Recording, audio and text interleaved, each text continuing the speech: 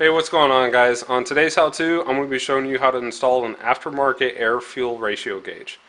Now, you need one of these because your car does have a stock air-fuel gauge, essentially. Obviously, it doesn't have a full readout like this one will, but those have a very limited range on them. Now, this one is a wideband gauge, so it's able to read a lot further in the spectrum of your air-fuel. Now, you need one of these if you start to mess with your fuel or your air intake or your turbo or anything like that, because you want to make sure the car doesn't lean out. When you start leaning out the car, you start breaking everything, and then you have to replace an entire motor, which is not good. So it's kind of easy and essentially a cheap way to make sure your engine is within parameters and everything is good after you have your tune. Now, tuners also use this thing to help them read what's in your car and what your car is doing so they can adjust your air-fuel ratios. So this one is a AEM. They're actually pretty good. The gauge is pretty good, and in the box it's got everything you need. So you have your gauge, obviously, and then you have your O2 sensor. It's a wideband O2 sensor, so as I said, it reads correctly for what it needs to. And then it comes with, this is called a bung. So quite a few aftermarket downpipes have a secondary bung that's already installed because your car has your stock O2 sensor that's in there. So as I said, some aftermarket pipes have a secondary one that's in there with a plug in it. If not, just take it to a little muffler shop. They'll weld it in there for like 20 bucks. That's what I had to do for mine. So this comes with your gauge.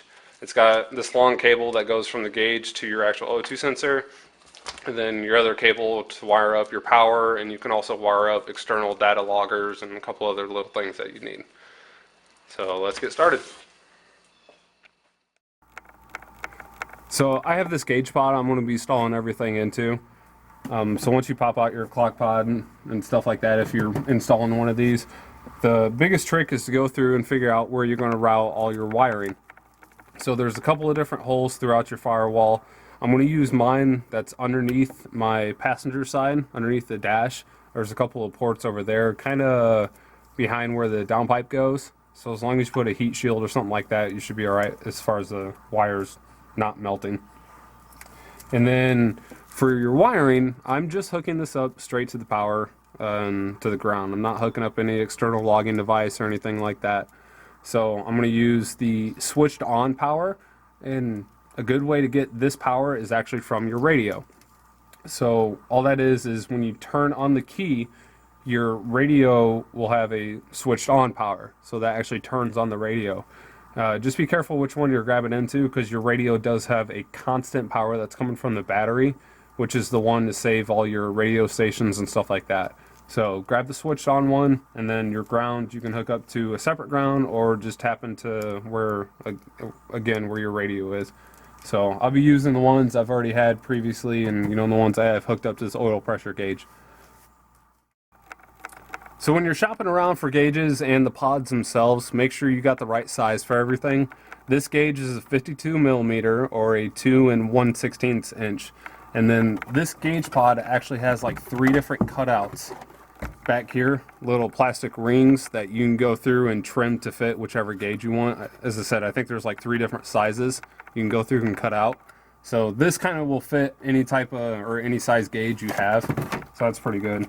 And then as far as installing this, literally just push this right in here, and then you have this bracket that will connect on the back side of it, and it just screws in there.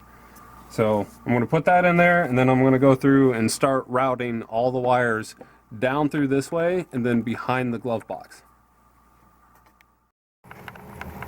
So this is where I'm going to run the wire actually into the firewall. I just cut a little slit at the bottom of that rubber boot right there, and that goes right into the cabin.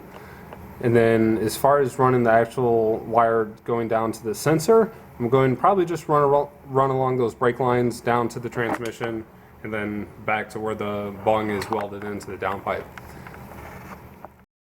So now we're on the inside of the car, and instead of taking out the glove box and the dash and everything, you don't need to do that. It's really, really simple. So just take your wire, run it up through the back side here, and then you can stick your hand in, well, at least for me, where the gauge pod is going. You can kind of fish your hand in there a little bit and be able to guide that wire all the way up and through actually into the gauge. So it makes it pretty easy.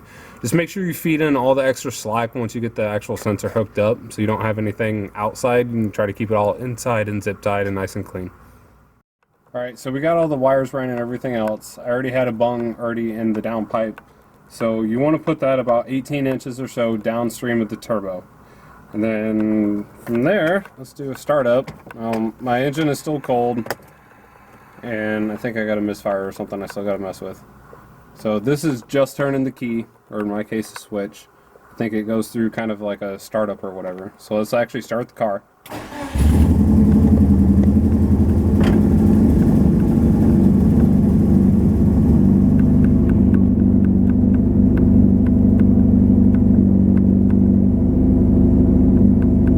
Alright, so that's the car running at idle. As I said, it's in cold, so it's still running that cold startup.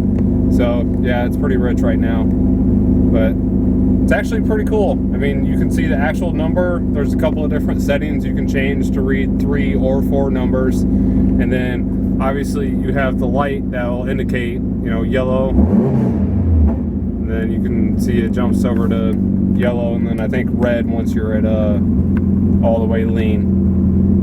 So it's actually pretty good. It's a pretty good gauge. I do like it. As I said, you got a couple different modes you can go through and play with, and then you can log pretty much everything that you need. But I like it. It's a pretty good sensor, and hope you guys enjoyed. Please like and subscribe.